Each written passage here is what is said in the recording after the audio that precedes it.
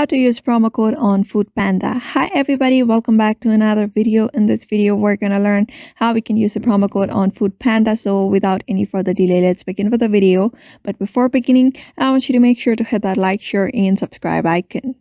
So in order to use the Food Panda promo code, first of all, download the Food Panda app from the Play Store or any app store that is available on your device. After that, simply log in into your Food Panda account.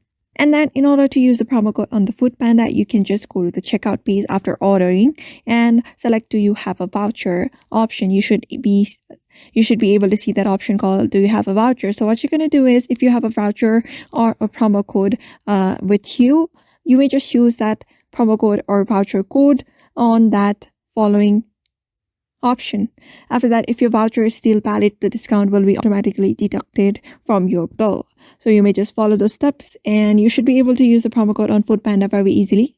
So therefore, I hope this video was helpful to you and thank you for watching this video.